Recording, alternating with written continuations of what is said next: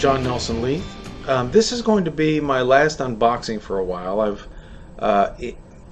In my effort to try to buy a home, I now have a financial advisor who is going to control my budget and keep me from just buying 1,001 things, which is what I'm inclined to do when I have a little bit of money. And I've had a couple of financial setbacks that have not setbacks really. They're just some expenditures that I wasn't expecting that have put a little kink in my finances. So I thought I need someone to help me organize my stuff so that I can eventually get my own place. Well, I mean, I rent a place now, but I want to have a place that I own. That's a dream that so many people, it's part of the American dream, and put a flag up or something.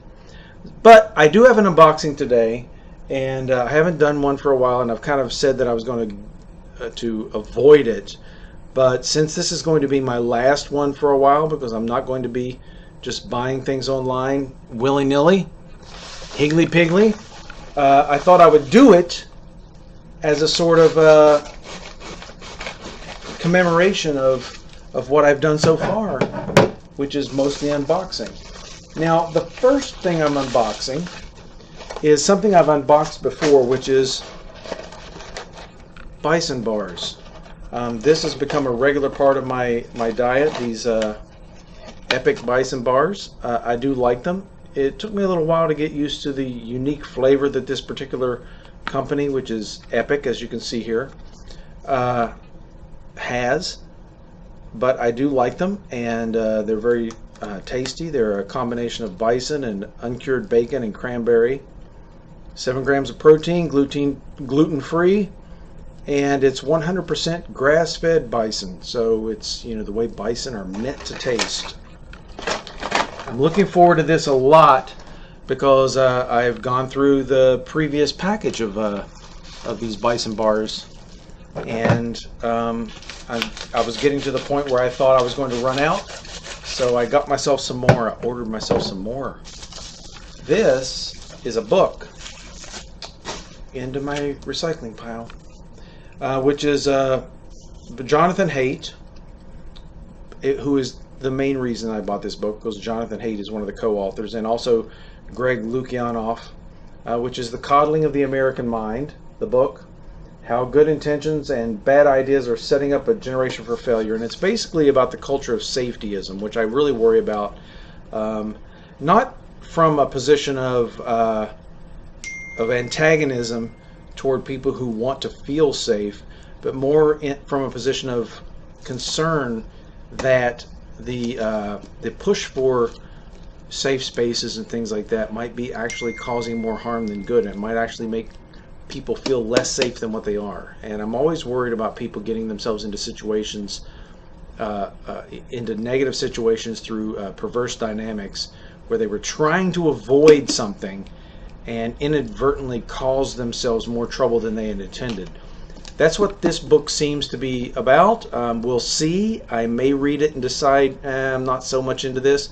But I thought I would give Jonathan Haidt, or Haidt, I'm not really sure how to pronounce his name, another read, because I did like his book, The Righteous Mind, and I'm very much into his moral foundations theory in psychology and sociology. I'm very intrigued by that, so I thought I would give it a read. So we'll see how this turns out. I may do a review of this book once I've gotten through it. I've got so much reading to do, however, so that particular review may be quite a bit in the future. Oh, this last one is a huge box, and it's particularly heavy. I love getting unboxings where there are a lot of things. As you may know, if you've ever ordered anything from Amazon, it's really hard to tell how they're going to package the different things that you bought, because sometimes things come individually, sometimes they come in groups, and well, this is tough. There we go.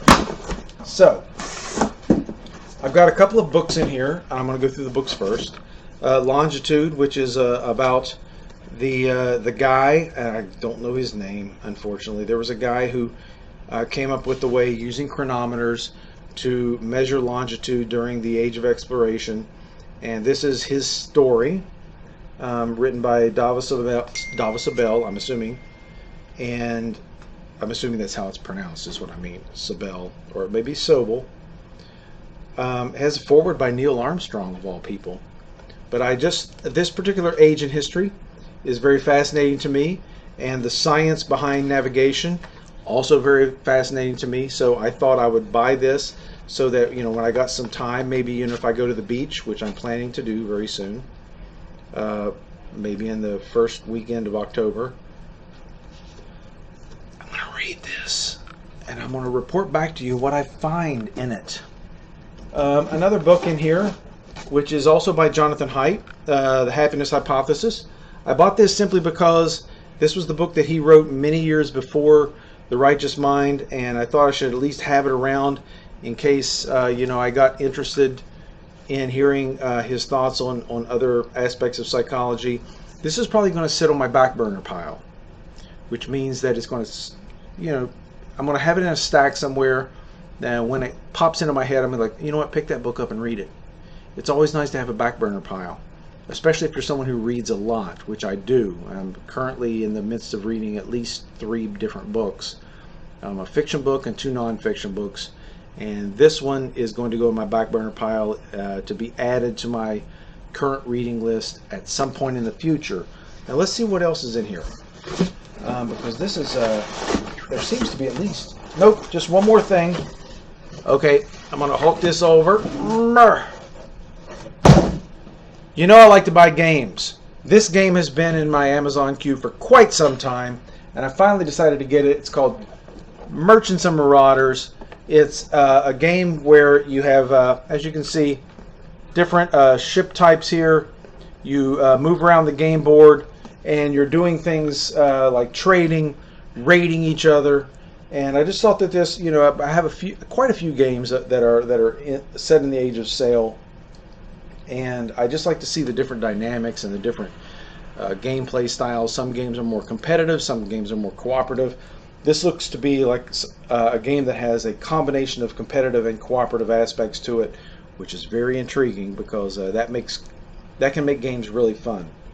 And so I got this game as a way of expanding my my game night repertoire, and I'm really looking forward to opening it, checking out the game pieces, checking out the rules, seeing what I like, getting a group of people together and play testing it for myself. Now, I do have a game night coming up, and I haven't quite yet figured out what game we're going to play. Well, actually, it's not up to me, really. I'm going to have some suggestions. It's probably going to be a card game, something like Red Flag or Cards Against Humanity, or what's the other one called? It's called Joking Hazard, the one that the guys who do the webcomic Cyanide and Happiness put out. But these sort of fun, easy-to-learn games are kind of cool. Jeff Foxworthy just put out a game, I think it's called Relative Insanity, which is another one of these games where you, basically all these games work on the same premise. You lay down a card, and then all the other players lay out cards to follow up on that in the most funny way they possibly can. And you get points based on whether the person who is the currently it chooses your card as the funniest. And I like this game dynamic. It's really fun, and everybody has a good time. You know, it's one of those games that's so fun in general, or it's one of those game styles that's so fun in general that people don't really get too competitive. And it's not like Monopoly where there are people flipping the table. Even when you're not on the winning side, you get to laugh a lot with games like this, like in the basic Cards Against Humanity style. You get to laugh a lot, and you enjoy when other players you know, play a good card. So I like games like that. I'm probably going to suggest either Joking Hazard or Cards Against Humanity for this game night that I've got coming up. But however that turns out, I will try to let you guys know. And this will be my last unboxing for a while, and I'll try to have some more, you know, some content that's more review type, reviewing the books that I've unboxed, reviewing the games that I've unboxed, and reviewing some science or research, and also, of course, working toward the Two John Sci-Fi podcast that John Austin and I work on, which we are currently building up to a very large. I think we're going to do 3 hours broken up into 6 half-hour segments. It should be interesting. We've got a lot of stuff to review, a lot of science facts to talk about. So stay tuned for that. Check out my website here, jnelsonlee.com, and subscribe to this channel for more thoughts of Lee.